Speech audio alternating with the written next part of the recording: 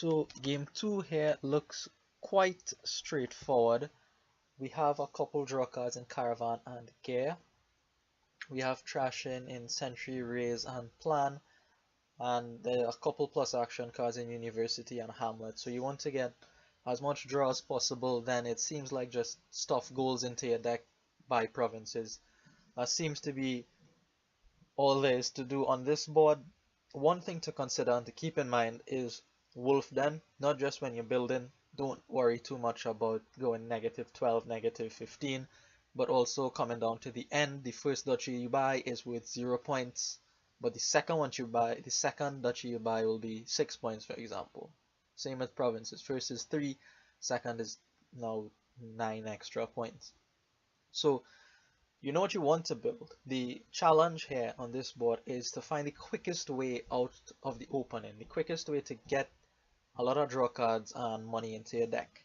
So there are a few ways to do it. Trashing, you want to trash. So Raise, as my opponent opens, is one way to do it. Raise is particularly good on the estates like Apprentice, but not so good on the coppers like Apprentice.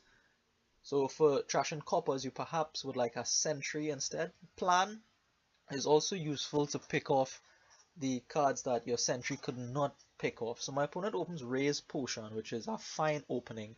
I go for something a bit different here. I go for Caravan first. Then I'm going to put my Plan token down on the Gears. So this is my first step towards trashing here.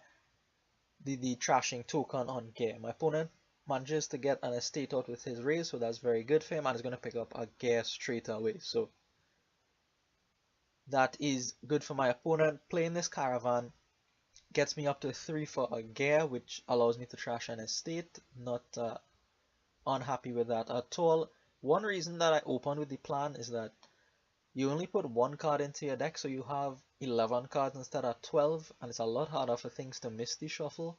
And you also get to cycle a little bit faster if you only have 11 cards instead of 12.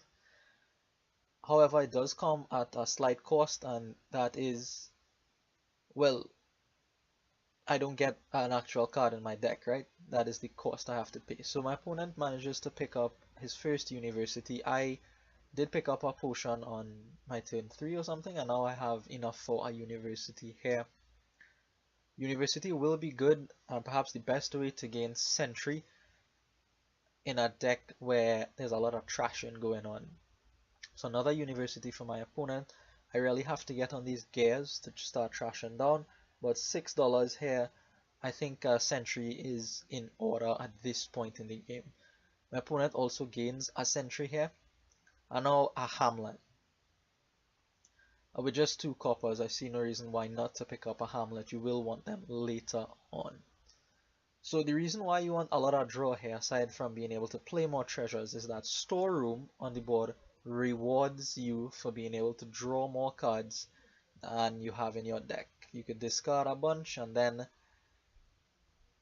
use whatever you've discarded as money. So that is also another reason to go heavily after the draw cards here. Second Gear for me. At this point, we're basically doing the same thing. We're trying to get as thin as possible, as quickly as possible, through different methods rather. We'll see here who comes out on top with the trashing and the building, and we're also going after some draw cards. So Caravans for my opponent, Caravans for me here. I could pick up another University at that point. I chose not to. I chose to go for a Raise instead.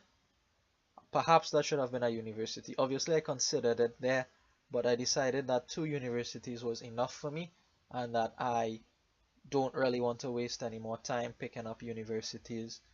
They don't draw cards, which is a slight drawback to the card. Hamlet also isn't the nicest village. You'll have to discard a card to get the plus action benefit from Hamlet. So draw is a little bit tight. Gear doesn't draw that many cards either. So you have to be as prudent as possible when you're building your deck.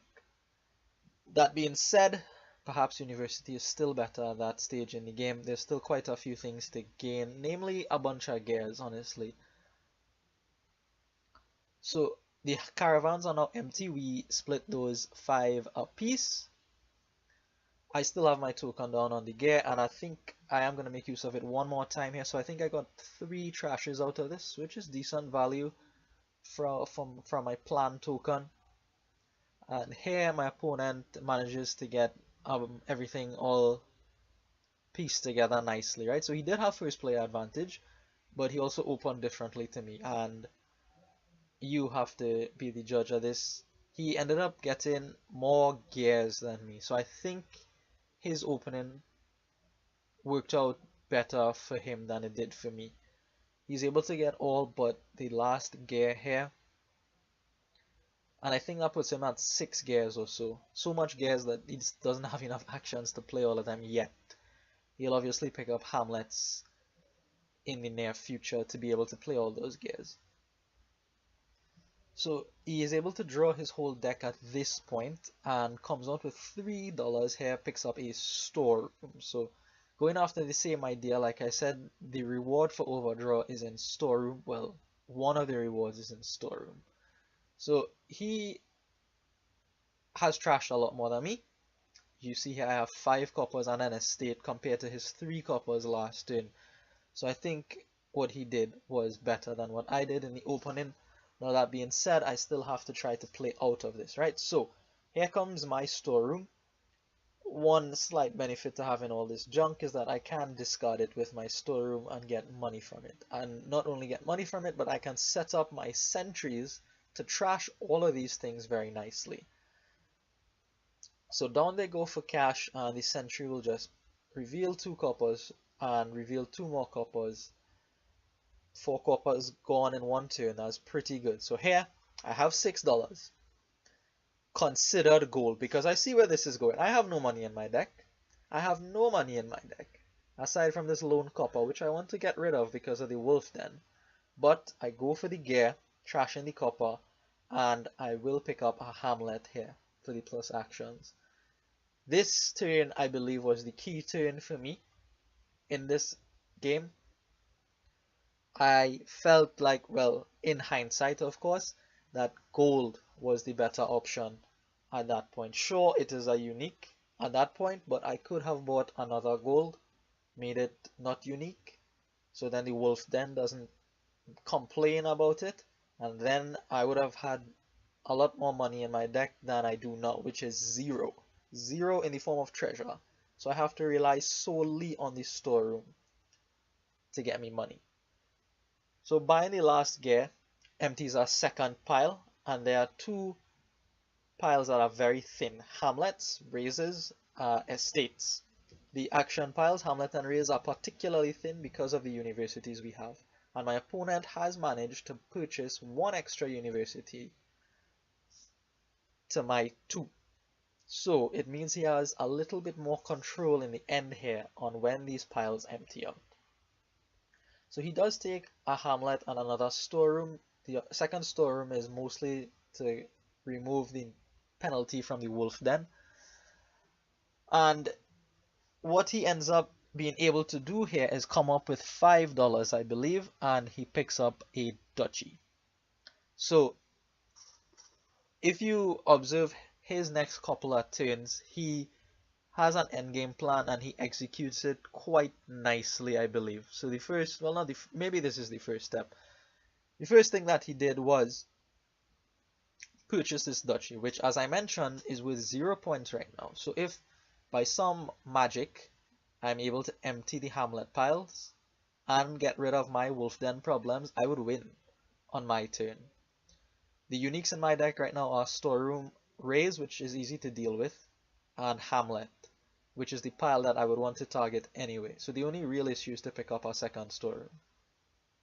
Alternatively, maybe could have pushed for a tie by just focusing on the Hamlets, but I don't think I can buy 4 Hamlets.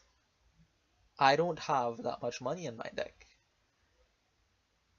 As it turns out, I can only muster 4 coins at the end of this turn with the storeroom. So maybe I could have, I'm not sure if I could have squeezed more coins out of the storeroom on my turn here, but all I come up with was 4 coin, which is one short of 5, and 5 is crucial because I would have also purchased a duchy at this point in the game.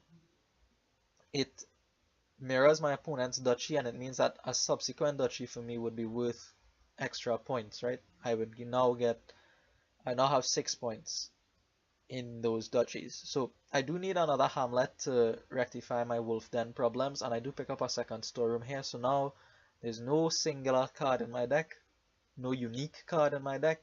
So that is a good thing. Now to empty the piles, right? I can't do it. I don't have the money, or the buys for that matter, to empty the hamlet pile.